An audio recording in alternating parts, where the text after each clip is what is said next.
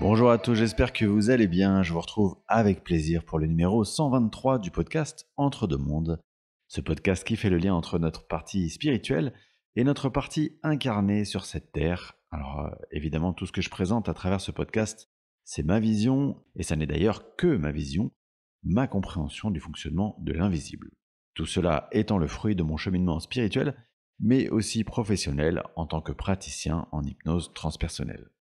Aujourd'hui, à travers cet épisode, nous allons aborder le pouvoir guérisseur de l'eau. Mais avant de le faire, je vous propose comme d'habitude un extrait de séance d'hypnose transpersonnelle, séance avec médium connecté à l'énergie de la consultante qui vient me voir, et cette médium en question, c'est Jennifer Cabot.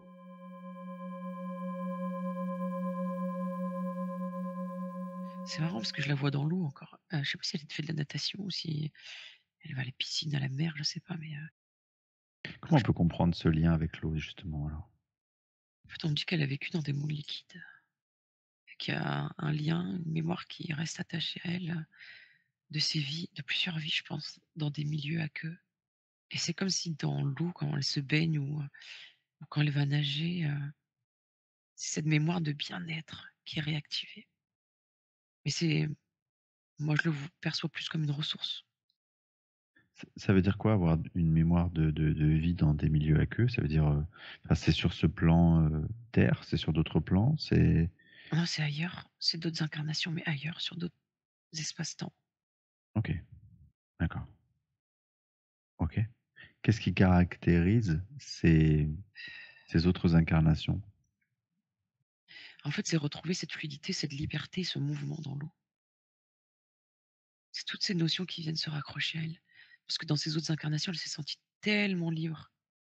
Tu es libre, tu es léger, tu pas de contenance. On me dit ça, tu pas de contenance. En fait, tu pas de limite dans ton corps. En fait, tu pourrais être toute l'eau comme une bulle d'eau, on s'en fiche quelque part. Enfin, ça a pas un intérêt. Tu es juste dans ce milieu aqueux, tu es tout, tu es rien, tu pas limité, tu es libre, c'est fluide, c'est léger. C'est toutes ces notions-là qu'on me ramène. Tu parlais tout à l'heure d'une notion, tu sais, en introduction, d'une notion de: «Je peux jouer avec l'eau, avec la structure de l'eau». Alors ça, c'est pas avec c'est pas en rapport avec ces vies-là. C'est autre chose, alors attends. C'est comme s'il y avait un autre endroit où elle se joue de la matière et elle joue avec la forme de l'eau, avec la densité de l'eau. C'est marrant parce qu'en fait, je vois quelqu'un qui joue avec de l'eau, tu sais, entre ses mains, qui a alors, je sais pas si c'est quelqu'un, une énergie, on va dire quelqu'un en face. C'est comme si je pouvais, modifier la structure de l'eau, y mettre une intention, y mettre ce que je voulais et la propulser dans le corps de l'autre. Et que ça allait modifier quelque chose dans la structure, interne de l'autre. C'est un peu une fonction de guérisseuse, enfin, tu vois, qui se fait comme ça, là. En fait, elle fait tout avec l'intention.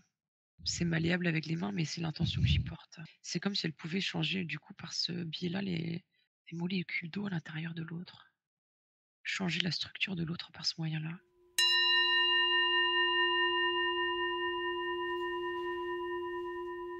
Alors quand on parle du pouvoir guérisseur de l'eau, vous avez compris qu'on ne fait pas allusion aux propriétés hydratantes ou nettoyantes de l'eau, mais plutôt à une notion en lien avec de la mémoire, de la vibration, de la résonance. Cette idée, elle a été mise en lumière dans les années 1990, donc c'est pas tout récent, par une personne dont vous avez peut-être déjà entendu le nom, un chercheur japonais qui s'appelle Masaru Emoto. Et Masaru Emoto, ses expériences sont retracées dans un livre qui s'intitule, comme le titre de cet épisode, à savoir Le pouvoir guérisseur de l'eau. Ces expériences, elles vont se concentrer sur l'impact répété de mots, d'émotions ou de sons sur la structure des cristaux de l'eau une fois qu'elle est congelée. Donc, très simplement, d'un côté, vous allez exposer de l'eau à des notions très positives, de l'amour, de la gratitude, de la paix, et d'un autre côté, la même chose, mais avec des notions négatives. Et ce qui est assez fou dans ce cas, c'est que l'expérience montre, dans le premier cas donc, que les cristaux sont d'une beauté et d'une symétrie parfaite. Quand, dans le second cas, les cristaux sont toujours asymétriques avec une sorte de structure déformée. Sachant que notre corps est majoritairement composé d'eau, cela revient donc à conclure que notre intention, notre état d'être, va directement influencer l'harmonie de l'eau qui nous constitue, donc la circulation de l'énergie dans notre corps. Pour aller dans ce sens et de manière beaucoup plus abordable pour tous, quand on commence à s'exercer au magnétisme, on recommande souvent de le faire sur de l'eau. Parce que, en fait, il est assez facile de percevoir au palais la différence, alors non pas de goût, mais plutôt de structure de l'eau qui a été magnétisée. Tout ce que je viens de vous dire est d'une certaine manière assez logique étant donné que, et je vous le répète assez souvent, tout est énergie. Et donc l'énergie fluctue en permanence. L'énergie de toute chose est influencée par les autres énergies qui viennent en permanence à sa rencontre. La pensée, l'émotion, est une énergie comme une autre. Donc la pensée, l'émotion rencontrent l'eau et l'influence dans sa structure énergétique. Maintenant, et c'est important d'être exhaustif et de bien le préciser, je suis conscient que cette étude de Masaru Emoto, elle comporte quelques failles. Premièrement, elle n'a pas été suffisamment reproduite pour être scientifiquement validée. Deuxièmement, l'équipe de Masaru Emoto a elle-même avoué qu'une certaine sélection des cristaux avait été réalisée pour que l'étude soit parlante. Ce qui suppose donc, naturellement, un biais important dans la pertinence des conclusions. Force est cependant de constater qu'il y a un certain nombre d'éléments qui vont dans le sens des travaux d'Emoto, et notamment le travail autour de la physique quantique. Physique quantique qui nous dit que tout dans l'univers est énergie et information. Et l'eau est, à ce titre, un récepteur d'informations énergétiques. Pas seulement une molécule, mais une sorte de support vibratoire, capable d'enregistrer des fréquences, et ces fréquences en question, ce sont les fameuses énergies des émotions, des pensées et de tout ce qui est. La biophysique quantique, quant à elle, met en avant le fait que l'eau, à l'intérieur du corps, pourrait organiser ces molécules de manière cohérente, formant des structures capables de stocker et de transmettre de l'information. Et c'est notamment, entre autres, une partie des recherches du docteur Montagnier, prix Nobel de médecine.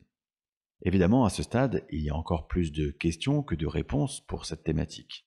Mais il y a déjà un certain nombre de thérapeutes et d'énergéticiens qui en ont cette profonde conviction. Et c'est entre autres le cas de la consultante qui vient me voir en séance et dont vous venez d'entendre l'extrait. Cette consultante, elle me dit en entretien qu'elle travaille dans son intention de soin sur la structure des molécules d'eau des personnes qui viennent la voir. En clair, son approche, elle consiste à modifier cette structure pour transmettre l'information qui va permettre la guérison. Et cet aspect de cette pratique va nous être confirmé par la médium sans évidemment qu'elle n'en ait eu la moindre connaissance au préalable. Alors si vous souhaitez creuser ce sujet, je vous encourage donc à vous tourner vers les livres de Masaru Emoto, Le pouvoir guérisseur de l'eau en 2 volumes. Pour terminer cet épisode, j'ai eu envie de vous proposer l'éclairage de Christophe Rouault, médium guérisseur que j'ai déjà reçu dans ce podcast, et il va nous parler de sa pratique et de sa conception du rôle énergétique de l'eau. Alors je vous rappelle que si vous souhaitez soutenir ce podcast, vous pouvez le faire via le lien Tipeee indiqué dans le détail de l'épisode. Quant à moi, je vous remercie infiniment pour votre fidélité, comme toujours, et je vous dis à très vite pour le prochain numéro du podcast qui parlera d'amour et de karma. Il m'arrive parfois lors d'un soin d'utiliser l'eau comme relais pour prolonger l'effet de la guérison. Prenons un exemple concret, une personne qui souffre d'une entorse, j'interviens alors avec des passes magnétiques ou énergétiques pour apaiser la douleur et favoriser la guérison. Mais si la blessure est plus importante, j'utilise une autre approche complémentaire. Je prends de l'eau que je vais soit magnétiser, soit placer sur un cercle énergétique que j'ai créé. Dans ce processus, je transmets une énergie de guérison à l'eau elle-même, comme si je continuais à soigner la douleur, mais par l'intermédiaire de l'eau.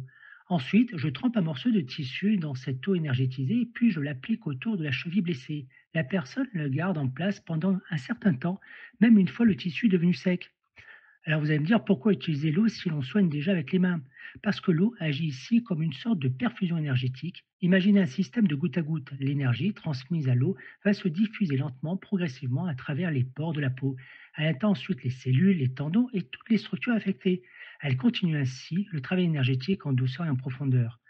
L'eau par nature est neutre et pure. Elle a cette capacité extraordinaire d'absorber ce qu'on lui transmet puis de la diffuser.